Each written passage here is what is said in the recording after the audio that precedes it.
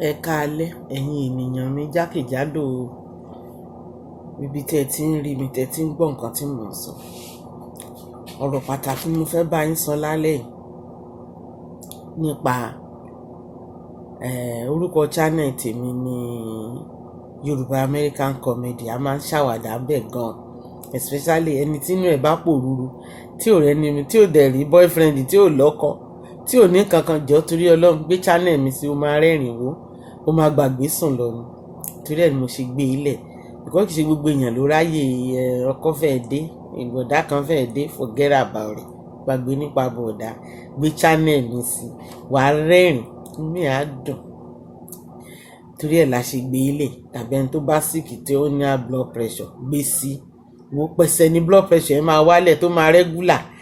Doctor mama béèrè pé medication wo ló lò, wá lò lo medication Yorùbá American channel ni o. Torí ẹ̀ mo ṣe ṣe.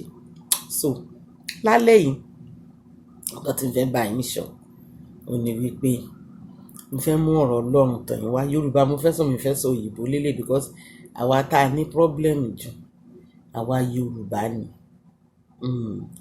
A máa ń listen sí ọ̀rọ̀ tí wòlíì bá sọ. Èmi ò ní wòlíì ò kò sọ tòótọ́ o, wòlíì ò parọ́, Ọlọ́run ló rán wọn. Ó wà láàrin wòlíì àtọlọ́run. Torí Olúwa ní ká má ṣe ṣe kíni, ká má ṣe sọ ọ̀rọ̀ kọ̀rọ̀ sí ẹni àmì òróró òun. Èmi ò wá lálẹ́ láti wá bú wòlíì tàbí láti wá rí wòlíì kankan fín. Ṣùgbọ́n tí ẹni pé ẹnu ẹni kò fi kọ nǹkan tó ò bá fẹ́. Tó bá jíṣẹ́ fún ẹ tí ò bá dáa, tó dẹ̀ mọ̀ pé Olúwa kì í ṣe tó bá mi sọ nìyí, because kò sí ẹni tọ́lọ́run kì í lò nù wa o. Tó bá lò ríran rọ́ ló ń pa, tó bá mú ẹ tó fi rí chicken tó wà lórí ráìsì ẹ tó jẹ, tó dẹ̀ jẹ ráìsì tán tó gbàgbé chicken sínú àwo tó yẹ pé gbogbo ẹ̀ ló wó, wòlíì ni ẹ o. Mo fẹ́ kó o mọ̀ lálẹ́, tó bá mú ẹ tó wó gbogbo ráìsì yẹn tó tún wó chicken sí, tó fi òrèbé kan tó fi lé kábíyèsí o. Sórí tó bá fìhà lélẹ̀ báwo máa láàlárí Jerusalem ni, ó ti di wòlíì náà nìyẹn. Gbogbo àní wòlíì, ìdẹ̀sẹ́ni tọ́lọ́run ò fún lágbára. Ó fún gbogbo èèyàn, ó fún gbogbo ẹranko, ó fún everything. Ó tún wá fún èèrà ilẹ̀, bó ṣe kéré tó yẹn, èèrà ilẹ̀ ó lágbára ju gbogbo ẹranko lọ. Léèrà pínpín tẹ̀ ń wò yẹn. So ẹ wá ní kò sọ Ọlọ́run, kò sẹ́ni tí ò fún lágbára. Gbogbo wa ló fún lágbára. Wọ́n ló kàn mọ́ bó ṣe lè build titi ẹ̀. Ọ̀nà tó lè gbà build ẹ̀ ní prayer. Tó bá ń gbàdúrà, Ọlọ́run á máa fara hàn ẹ́. Tí wòlíì bá jíṣẹ́ fún ẹ, báwo pé Olúwa, iṣẹ́ yìí ó ṣe wá báyìí, kì í ṣe tèmi, ó yá bá mi yí padà. Ọbẹ̀ Skaya ó sọ fún angel tán rán sí, bá mi sọ fún bàbá God pé kékọ ìyá o. Chicken àti rice tí mò ń jẹ ò tíì tó, mo fẹ́ jẹ sí, mo fẹ́ rọ́mọ ọmọ mi. Bàbá mi dẹ̀ gbọ́ gbogbo nǹkan tóun ti ṣe, ó sọ Ọlọ́run nírègùn. Olúwa àtòtọ́ mà ní, nígbà tí bọ̀bọ́ yẹn wà ní hóhó, ó mà daṣọ bò ó. Ìgbà tẹ́bí máa ń pa bọ̀dá yẹn, ó mà fún lóúnjẹ. Kò tí gbọdọ̀ kún tòótọ́. Ó dá nǹkan tó sọ ọbẹ̀ Skaya, ó ti fi kún. Ọbẹ̀ Skaya darúgbò, at least kò kún gbà yẹn. So wọn náà bọ́ lọ́rùn sọ̀rọ̀, bọ́ sí yàrá, bọ́ sí kọ́nà yàrá ẹ̀. Tell your God, Father, iṣẹ́ tó rán mi tí jẹ tán o. Sọ Ọlọ́run nírègùn. Sọ mọ̀ pé kò tó sọ Ọlọ́run nírègùn, ọmọ ìyá mi, ọmọ bàbá mi, òun láti jẹ́ni tínú ẹ̀ mọ́. Ìyẹn nìkan ló lénú ẹ̀ o. Ó le gan ni o, kò ṣeé mú kúrò. Tínú ẹ̀ ò bá mọ́, ọkàn àkọ́kọ́ pòrúurú pé ó ti ṣẹ̀. Tètè máa tọrọ dáríjì ẹ̀ṣẹ̀, máa tọrọ dáríjì, bàbá dáríjì mi, dáríjì mi, dáríjì mi, má jẹun kú, bá ṣàánú mi, wò mí sàn, gbà mí là. Mo ti ṣe ẹ̀ṣẹ̀ bàbá, ẹ̀ṣẹ̀ ìyá, dáríjì, ẹ̀ṣẹ̀ ìrandíran, dáríjì. Ègún ìdílé, ègún burúkú tán ti gún sílẹ̀ kan tó bí ẹ, ta sọ fún Ọlọ́run kó máa bẹ́ ọ parẹ́. Á dẹ̀ dáríjì ẹ̀, mo jẹ́rìí. Bàbá yẹn ò le púpọ̀, aláàánú ni. Yes, á dẹ̀ gbà ẹ́ sílẹ̀. Má bẹ̀rù, má bú wòlíì kankan pé o ṣe jíṣẹ́ fún mi. Wọ́n lè jẹun tí wòlíì rí náà ló sọ yẹn. Wọ́n náà dẹ̀ bọ́ Ọlọ́run sọ, gbogbo ala ní orí ọ̀fẹ́ láti bọ́ Ọlọ́run sọ̀rọ̀. Bàbá yìí ó tàyàn kankan nù mẹ́.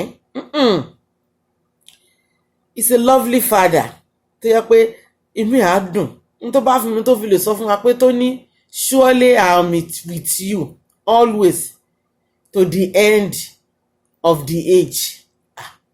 Ṣebí nínú Matthew láti rí chapter 28 verses 20.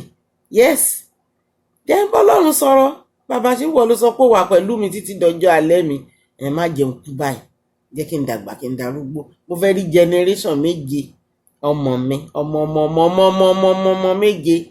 Àbá fi máa dé èjì yẹn wà á ti máa súnmọ́ 250 years. Ọlọ́run ló mọjọ́ tó dá fún ní kálukú.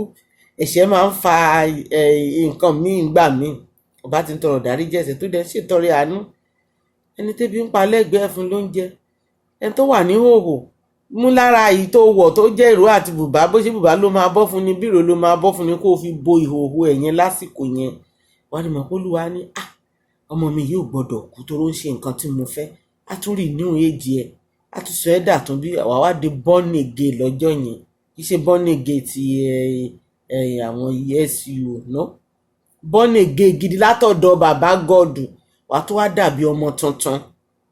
Èmi ò bọ́ àwọn SU, ẹ má sì mí gbọ́ o. Mò ń sọ fún pé kì í ṣe born again yẹn ni mò ń sọ. Because tọ́lọ́run bá tún ẹ dá tó tún ẹ bí, tó bá wọ age of 60, 50 ó máa dàbí ọmọ 30, ọmọ 25 ni. Wọ́n máa ní àyè wúmà yóò tiẹ̀ kúrò lójú kan àti bàbá ẹ̀ bó ṣe wà gbà ṣe rí ní 20 years ago bẹ́ẹ̀ náà lórí. Ọlá Ọlọ́run ni. Èèyàn kan lo gbá, èèyàn kan lo àwo. Tọ́lọ́run ò bá fọwọ́ sí kò ní ṣiṣẹ́. Kò ní ṣiṣẹ́. Bẹ́ẹ̀ tọ́lọ́run bá fọwọ́ sí kò sóúnjẹ tó lè jẹ. Bó tiẹ̀ jẹun gan, ó kàn yẹ pé ó kàn rá fún wọn díẹ̀díẹ̀ sẹ́nu ni. Ọ̀wọ́ ẹ máa jí, á máa dán ni lójoojúmọ́. Because torí pé bàbá ń gbénu ẹ̀wọ́ náà ń gbénu bàbá. Yes, bó ṣe jẹ́ nìyẹn. Kó gbàwẹ̀ látẹ̀ní títí di next year kó má jẹ nǹkan kan. Ntọ́lọ́run kọ sílẹ̀ kò ní tà sí, kò ní change. Tẹ́ṣù bá dẹ̀ fẹ́ da ọ̀nà ẹrú, dẹkúnlẹ̀ kó bọ́lọ́run sọ̀rọ̀. Bàbá iṣu gbọ́dọ̀ dàrú o. Ọmọ bí mo ṣe já lọ́dọ̀ ẹni ọmọ ọ̀wọ́n ni mo jẹ́, omi ò gbọ́dọ̀ kú. Ó ní kú. So àníkú ní kékeré, gbogbo ala máa dàgbà tá a máa darúgbó. Ṣùgbọ́n jẹ́ tí ọwọ́ ẹ̀ mọ́ o. Iṣẹ́ ọwọ́ ẹ̀ jẹ́ kó mọ́. Bó ṣe jẹ́ nìyẹn. Mo ní ìtàn kékeré kan tí fẹ́ sọ fún yín. Arábìnrin kan ó ń ṣe àìsàn. Wọ́n dẹ̀ ti gbé káàkiri hospital káàkiri. Kò sí changes. So ó wá di alẹ́ ọjọ́ kan. Ọ̀rẹ́ bàbá ẹ̀ wá ń bọ̀ láti ìlú kan, mi ní dárúkọ ìlú yẹn. Medical doctor ni. Bó ṣe rí wá ní alágbájá ńkọ́. Àwọn ló wà nílé, ó ní kí ló ṣe. Oníṣọ́sùn ó ní kò sùn, wọ́n ló tẹ̀ díẹ̀ ní pọ́n dẹ̀ ti gbé káàkiri yẹn. Wọ́n ti ṣe kí ni? Nǹkan tó wá ṣe lọ́dọ̀ bàbá ọmọ yẹn.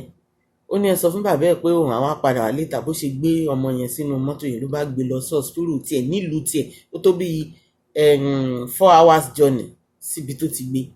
Gbà tó máa débẹ̀ bó ṣe fún lábẹ́rẹ́ báyìí. Bó ṣe sùn nìyẹn, gbà tó máa jí ó làágùn wá bára ṣe yá nìyẹn. Ẹ̀ńtọ́ dẹ̀ ti gbé káàkiri hospital 5-6 tí ò sí changes. So iṣẹ́ Ọlọ́run nìyẹn. Olúwa rí mọ̀ pé àsìkò ẹ̀ ò tí ì tó rá. Ó yá ìránṣẹ́kùnrin dìde lọ bá mi wo lágbájá sàn. Bó ṣe máa rí nìyẹn. Bó ṣe máa rí nìyẹn. Tọ́lọ́run bá ti rí mọ̀ pé kì í ṣe àsìkò ẹni tó jẹ́ pé ọwọ́ oríṣiríṣi ló wà ńbẹ̀ tàbí àfọwọ́fà àti fúnra ẹni. Then tó dẹ̀ rí mọ̀ pásìkò tí tó bàbá dáríjì á yọ ẹ́ kúrò nínú wàhálà yẹn. Wá dẹ̀ dá láyé ọkàn padà. Ṣùgbọ́n má bẹ̀rù. Tó bá lálàá gan lẹ́sẹ̀kẹsẹ̀ kúnlẹ̀ bọ́ lọ́run sọ̀rọ̀. Tán bá jíṣẹ́ fún ẹ tí ìṣe títí ẹ tàbí ó dẹ̀ mọ̀ wípé iṣẹ́ ìtì ẹ ní tòótọ́, bọ́ lọ́run sọ̀rọ̀. Kò sí nǹkan tó sọ tí ò gbọ́. Ó rẹ́dì láti gbọ́ ẹ. Ṣùgbọ́n jẹ́ kí inú ẹ̀ mọ̀. Tí inú ẹ̀ bá ti ń kanlẹ̀kùn báyìí, ẹsẹ̀kẹsẹ̀ ń bàbá yẹn máa dìde. Ọmọ mi ló ń kanlẹ̀kùn yẹn, mo gbọ́dọ̀ dá lóhùn. Wọ̀gàn inú ẹ̀ á máa dùn pé bó ṣe ń gbàdúrà yẹn, àdúrà yẹn ń bọ́ sí ìtẹ́wọ́gbà. Ṣùgbọ́n tọ́kàn yẹn bá ti ń dá méjì, tó ń gbàdúrà, tó ń sùn, tó ń tají, kò dáa. Kò dáa. Wọ́n máa gbàdúrà kó máa sùn. Instead of that, kúkú dìde kó máa kilẹ̀ bí àmì, bí sójà. Á wá ń kí ilẹ̀ kó máa pe Ọlọ́run. Òdìgbà tó bá kan rí mọ́gìrì o, máa pè pẹ̀lú inú ọkàn ẹ, bínú ẹ ṣe rí sí ara ẹ. Ìyẹn ni kó fi máa pe Ọlọ́run. Ó bá mọ̀ pé ó fẹ́ràn rẹ̀, wà ní mọ̀ bàbá yẹn ni ọmọ mi ló pè mí yẹn, jẹ́ kí n dá lóhùn. Gbogbo tó dẹ̀ wá yẹn ó dẹ̀ máa di òkè sórí yẹn á di pẹ̀tẹ́lẹ̀ ní wẹ́rẹ́. Tó kó máa yẹ ọ̀pọ̀lọpọ̀ lẹ́nu pé àbọ̀ ló ṣe májíìkì olólò. Àbájẹ ni àbí kinní kan ni. No, kì í ṣe bẹ́ẹ̀.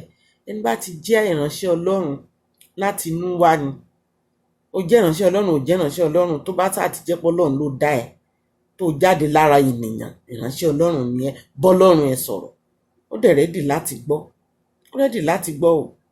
So fọkàn sí wípé gbogbo tó ń pa ẹ́ ní gbé ní kọ́nà ní gbogbo ẹ̀ ló máa di òkè ṣòro.